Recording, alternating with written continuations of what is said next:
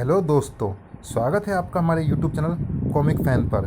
चलिए दोस्तों, शुरू करते हैं एंथोनी और शक्ति का एक रोमांचक कॉमिक विशेषांक अमानुष का दूसरा भाग। अब हम समझ चुके हैं कि तू सचमुच का मुर्दा है, वरना हमारे इतने घातक प्रहार के बाद तेरा जिस्म खून से नहा जाता।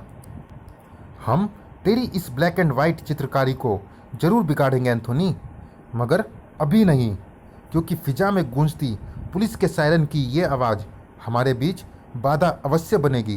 वो वो वो फिलहाल ये टाटा का नमक हम तेरी आंखों में झोंक कर तुझे टाटा करके यहाँ से जाते हैं। प्रिंस की आंखों पर भी नमक छिड़क कर भाग निकला अमानुष। जल्दी ही फिर तुमसे मुलाकात होगी। ओह, नमक ने अंधा सा बना दिया है।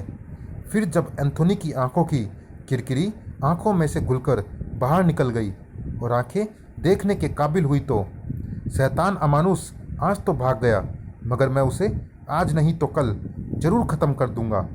अब उसकी सज़ा यही है। तू ठीक है ना प्रिंस? अब वहाँ वो कार्यवाही रह गई थी जो पुलिस को करनी थी, और पुलिस वहाँ पहुँची थी इंस्पेक्टर इतिहास के नेतृत्व में, जिसकी आंखों में विचित्र भाव प्रकट हो रहे थे वहाँ का दरिंदगी भरा खौफनाक दृश्य देखकर। ओह गॉड, इतनी नरसंस्था!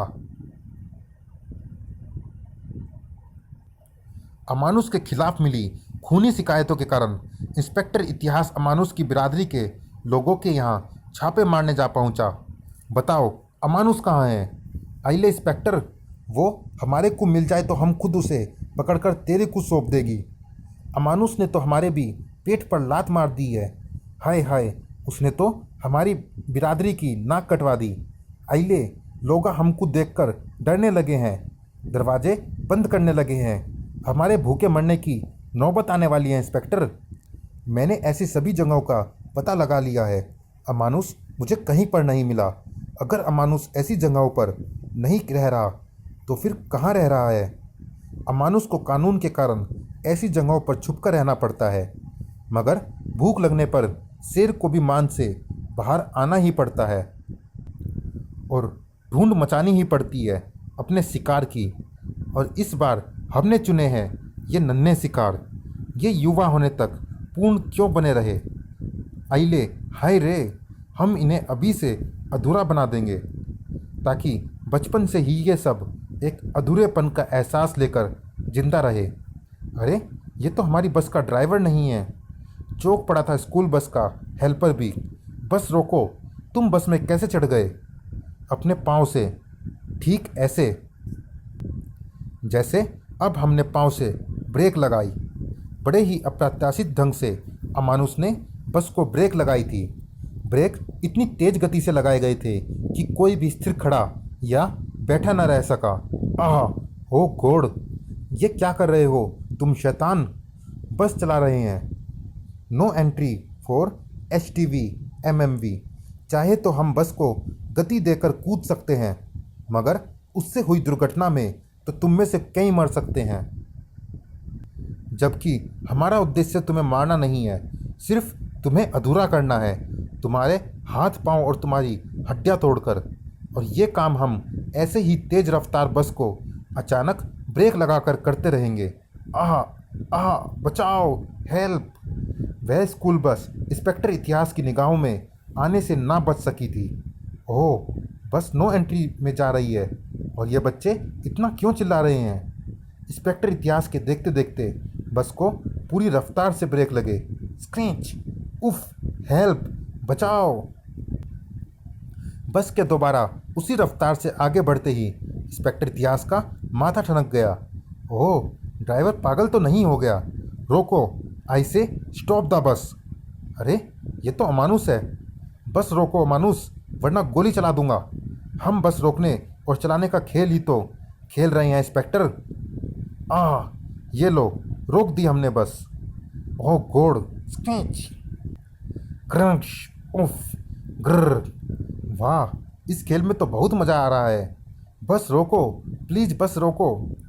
लहू व आंसुओं से नहाए उस चेहरे को पहचानना जाना अब मुश्किल हो रहा था, जो मारिया का था।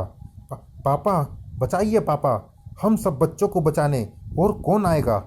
प्रिंस, कहाँ है तू प्रिंस? तू ही लेकर आ पापा को। मारिया की करुण पुकारे, जो ठीक ऐसे ही एंथोनी की कब्र तक जा पहुंची थी, जैसे किसी भक्त की सच्ची पुकार ईश्वर तक। और ठीक ऐसे ही वहां आ पहुंचा था एंथोनी, जैसे भक्त की पुकार पर किसी भी रूप में मदद को आ जाते हैं भगवान। काँव काँव, प्रिंस उस स्कूल बस से गूंज रही है मासूम बच्चों की करुण पुकारे, और इनमें से एक चीख निश्चित ही मेरी मारिया की है प्रिंस। उस पर कोई विपत्ति आती है तो मेरा हृदय धड़क उठता है, मेरी कब्र खुद ब खुद फटने लग जाती है। और आज भी ऐसा ही हुआ है। लेकिन ठीक उसी पल अमानुस ने बस को ज़बरदस्त ब्रेक लगाए। एंथोनी, जिसके पांव बस की छत पर जाकर टिकने थे, वो अब सड़क को छू रहे थे। ओह, इसने ज़बरदस्त ब्रेक लगाए हैं बस को। आखिर चक्कर क्या है? अमानुस, काला कौवा, काला मुर्दा। दूसरे ही पल उसका हाथ गियर पर और पांव एक्सीलेटर पर दोबारा कसता चला गया। हा हा हा हा, इतनी जोरदार टक्कर जड़ेंगे तुझे मुर्दे कि तेरी हड्डियों के टुकड़े टुकड़े हो जाएंगे। आज तुझे हम अपाहिज बना देंगे। अभी तो खड़ा है, पर अब अपने पांव पर खड़ा नहीं रहेगा। स्क्रैश! आंधी ने बस में प्रवेश किया। अमानुस अब बच्चों पर दिखाने लगा है तू अपनी हैवानियत। धम! अमानुस एंथोनी के प्रहार से उछलकर सड़क पर जा गिरा था, पर गनीमत थी कि बस का बम्पर उसके हाथ आ गया था। अब इस बस का कंट्रोल मेरे हाथ में है अमानुस दरिंदे, और अब मैं तुझे दिखाऊंगा कि नसें खून कैसे उगलती है। खिल उठा वो चेहरा प्रिंस को देखकर। प्रिंस प्रिंस जैसे कह रहा था कि अब फिक्र न कर, रक्षक आ गया है तुम्हारा। अब कोई सांप फन नहीं उठाएगा मासूम जिंदगियों को डसने को। आई, कैसा लग रहा है मानुस? बस रोक दे मुर्दे, काले भूत। बस मत रोकना अंकल। पापा, बस मत रोकना पापा। मारिया, मेरी बच्ची। उफ, दरिंदे ने बच्चे का क्या हाल कर दिया है। तुम सब सीटों को अच्छी तरह से पकड़कर बैठे रहो बच्चों। अब तुम्हें घबराने की ज़रूरत नहीं है। मैं तुम्हें हॉस्पिटल लेकर चल रहा हूँ। और तेरे शरीर के दरवाजे पर यमदूत पहुँच चुके हैं मानुस, क्योंकि अगर तूने बम पर छोड़ा तो बस के पहिए के नीचे कुचला जाएगा, और अगर नहीं छोड़ा तो सड़क पर रगड़ता तेरा सारा शरीर प्याज के छिलकों की तरह उधड़ जाएगा। बस रोक दे कमीने। अपने मुंह से निकलने वाली चीखों को अभी तक रोके हुए था मानुस, पर अब जब दर्द की इंतहा हो गई तो चीख जबड़ों की दीवारें तोड़कर आज़ाद हो गई। आह! मगर इस चीख का सफ़र बहुत लंबा था, शायद सैकड़ों मील लंबा। दिल्ली तक, ममता के घर तक, चंदा तक, उस मासूम चंदा तक जिसके जहन में गूंज जाती थी हर उस नारी की चीख जो विश्व के किसी भी कोने में सताई जा रही हो सकती थी। ओह, जाना होगा मुझे। आह!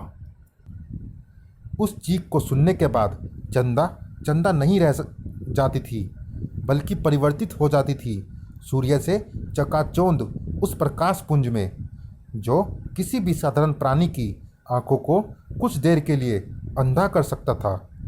और प्रकाश का वो पुंज प्रकाश की ही गति से दुनिया के किसी भी कोने से उठी उस चीख के घटना स्थल पर पहुंचता था। मगर आज कौन चीखा था? आज तो अमानुष चीखा था। उसकी चीखें चंदा के कानों में कैसे जा पहुंची थी? क्योंकि वो तो स्त्री नहीं था, तो फिर वहाँ कैसे आ गई सकती?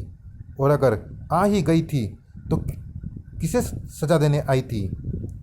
क्या एंथोनी को? क्योंकि अमानुष की इस अवस्था का जिम्मेदार तो एंथोनी था कर्मशः।